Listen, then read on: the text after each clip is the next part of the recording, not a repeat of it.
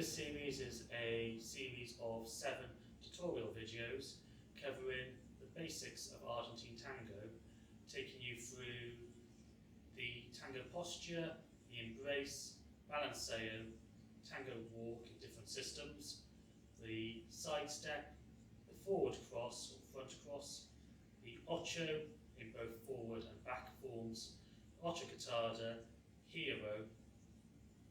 Throughout these videos we will be referring to moves covered in this series of videos and also possibly referring to moves that will come up in later series of videos, moves such as ganchos, cicadas, barridas, baleos. This series is designed to be a standalone series to get you dancing tango. However, it will not be a replacement for full classes, so please look for local classes in your area and support those. Throughout this video, we will be showing you common moves. I'm talking you through that, explaining the technique and the principle behind the technique. We will also be giving you exercises that can be done in both a couple and solo, which will help you enforce the technique and hopefully get you dancing on the dance floor quicker. Obviously, this series will not be able to cover everything in Argentine Tango, but it will act as a very good guide for you to begin with.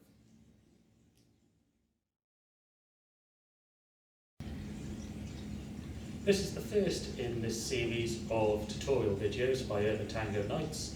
In this video we will look at Tango Posture, the Embrace, the different styles of Embrace, and the Balanceo.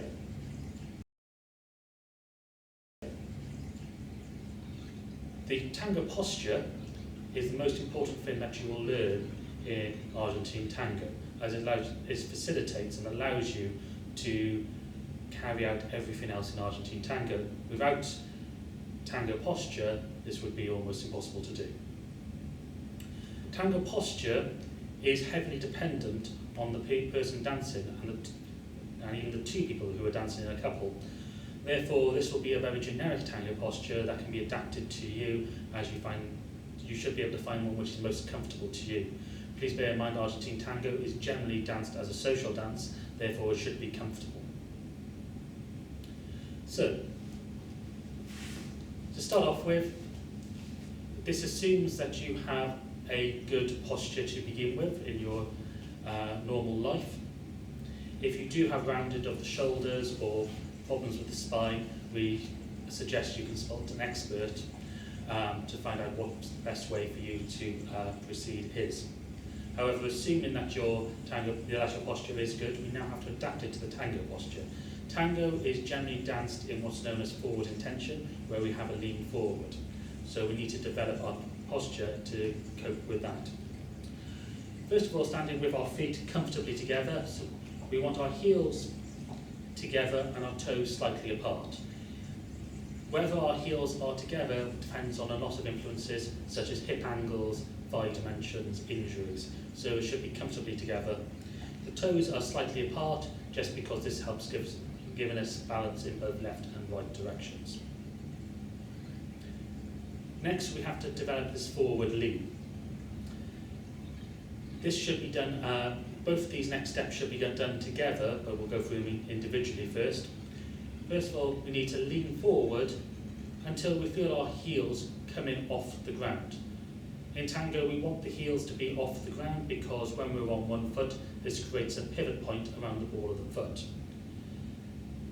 We want our weight to be mainly going through the ball of the foot, so we want to bring our centre of gravity, which is around our chest and core regions, over that ball of the foot, so our lean needs to be enough to be able to cope with that.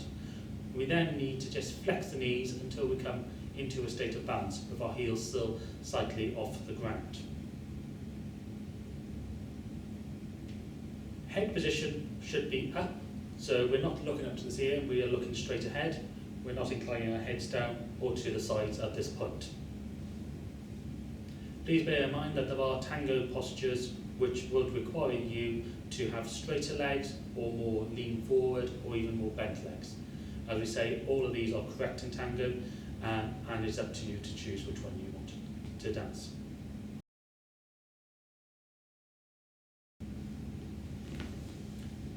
Tango is danced in what's known as the embrace.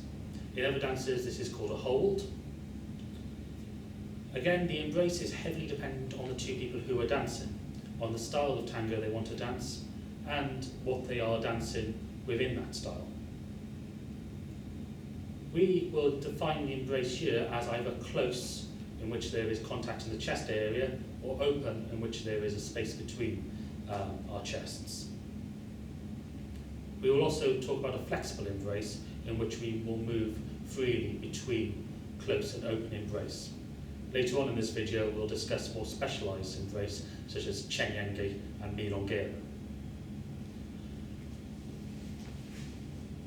From our tango posture, where we have our feet together and this lean forward and flex in the knees, we will come in front of our partner to form the embrace. We want to be fairly straight on to each other, maybe slightly offset slightly to the left from the leader's point of view, and also from the follower's point of view. And we want a very slight V shape between us. Again, we will point out that there are forms of embrace which are straight on and with no V shape. If we're going into a close embrace, our chests make contact with each other. My right hand comes around the follower's back and rests around as far as is comfortable to reach.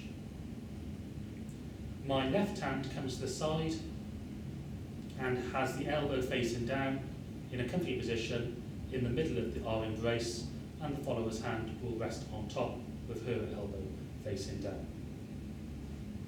The follower's left hand reaches around the back of the follower, around the back of the leader as far as is comfortable, and rests on his back.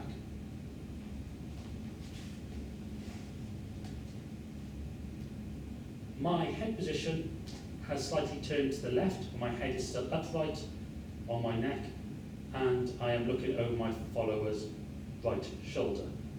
My follower has an option of either looking over my right shoulder if she is of height and comfortable to do that, or if she is of a shorter stature compared to her leader, she can incline her head to the right to look at the leader's chest. What we're not doing is tilting the head to the side, up or down. It is just a rotation on the neck to the right. Please note that some embraces does require the leader and the follower to lean into each other.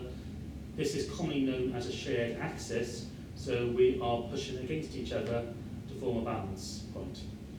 Throughout the rest of these videos, we will always be at a point where we are responsible for our own balance. Therefore, if we come apart, we are still balanced and able to hold ourselves in position.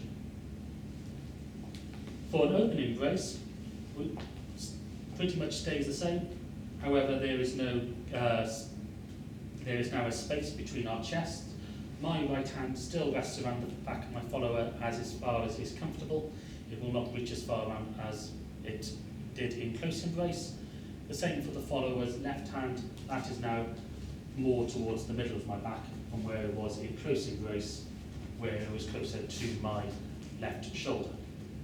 Our left hand position is still in exactly the same position for the leader. On a side note, the left hand in tango is to amplify the movement of the leader's chest, so it moves with the chest. There are times in tango where the left hand does 2 other things, however this is not part of this tutorial series. We will also discuss flexible embrace, so we can freely move between a close embrace and then open up to be in an open embrace, in which case my left hand and the follower's right hand stays in position, our head positions stay the same. However, the right hand for the leader and the follower's left hand will drift across the leader's and follower's backs. So, for the follower, you need to make sure that when you do drift between close and open embrace, that your hand does stay on the back of the leader. If it drifts forward onto the front, you're more likely to be able to push the leader away. This can be used with a tool, so if somebody's dancing too close to you and you want to have that little bit of gap, you can use it just to push them slightly away, but make sure that's a conscious decision and that you're not doing it unconsciously because you're carrying tension. So make sure that it does slide with a flat hand along the back, no nails, no grabbing, nice and flat along the back.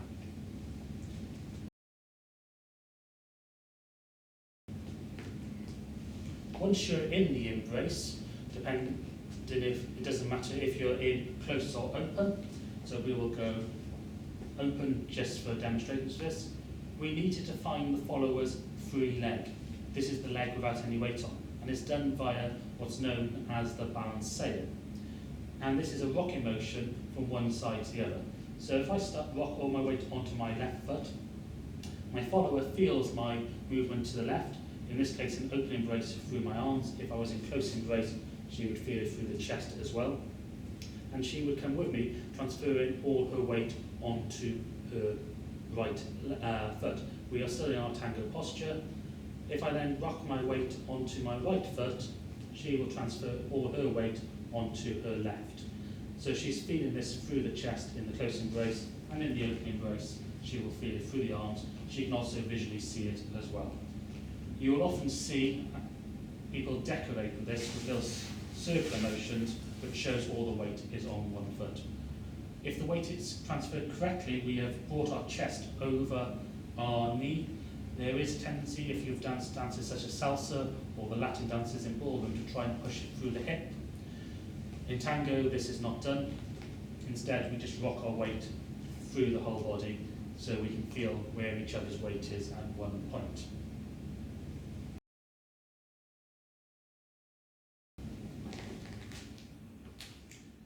This section of the video will now look at speciality embraces. So these embraces that you might see if you attend a tango social dance, which is known as Salon or classes. The first of these embraces we will cover is called practice embrace. The practice embrace, it will not be used for the rest of these videos, and as teachers we personally do not use it. However, you may see it and it can come in useful when doing certain demonstrations. From our tango posture in front of our followers, we open our hands up to be wide and we close around each other's elbows. The follower's hands resting on top of the leader's hands. We have a bent elbow and it's forming a frame which allows you to amplify the movement of the chest through both arms. This is very good for teaching if you're wanting to show a specific chest movement, as it is highly visible to people you're teaching.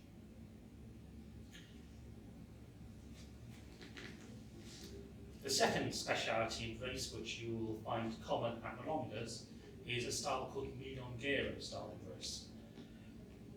We suggest that you look up milonguero style and do some research on it, as there is a lot of theories about where it came from.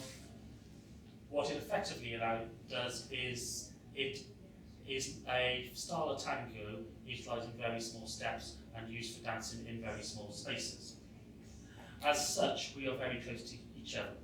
It's a style of embrace where we have a shared axis or we're leaning against each other. So we are leant against each other, so if one of us was to disappear, we would start toppling forward. In milonguero style embrace, we are contacting not only through the chest, but also through the stomach area as well. My hand is still resting around the back of the follower as far as is comfortable. Often with milonguero style embrace, because we are so straight on and so flat to each other, the follower's hand tends to come over the shoulder of the leader and then rests more in the middle of the back. Our left hand as leader normally comes in a little bit closer to the embrace just to take smaller less space. Milonguero style embrace does limit movement, as you will see in future videos, where pivoting from the lower half becomes impossible because there is less space for this to occur. The final embrace we will discuss in this video is the Canyengue embrace. So Canyengue is the very early form of Argentine Tango, also known as authentic Argentine Tango. It was to facilitate dancing on poor quality floors and has many of the African influences in Argentine Tango on display. We still have the chest-to-chest connection, however, the shoulder appears to be far more apart, so in a more V shape, tending towards an L shape. My right hand still rests on the back of the follower, and the follower still rests their hand on me. We both have our head twisted, mine to the left, the follower to the right, so we're almost cheek to cheek. Our left hand can be used for stylistic, so it can be kept down low, up high, or in a standard brace. It can even be held behind the follower's back with the leader's hand on his hip, or what is most commonly danced now is with the follower's hand on the leader's hip with the leader's hand on top. This embrace requires us to lean on each other, and we have a lot more flex in the knees. This embrace is used mainly, as I say, for a speciality form of Argentine Tango where we have to lift the knees.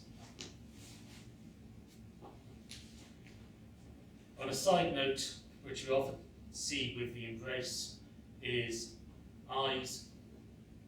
Leaders should always keep their eyes open while dancing tango so they can see what's happening on the floor and lead effectively. Followers have a choice of keeping their eyes open or closed. Having your eyes closed is often seen as it helps the follower feel the movement of the chest. However, it does come at the expense that it does affect balance and may not make you spatially aware of what's happening around you. So as teachers, we would always suggest learning to dance with your eyes open, so you can learn to feel that leader's chest that way, and therefore keep yourself safe on the dance floor and improve your balance. Thank you for watching this Urban Tango Nights tutorial video. We hope you are looking forward to the next in the series. If you've enjoyed this video, please hit the like and subscribe button. Press the bell icon to get notifications every time we upload a video. Please follow us on social media and visit our website to subscribe to our newsletter. Links in the description below.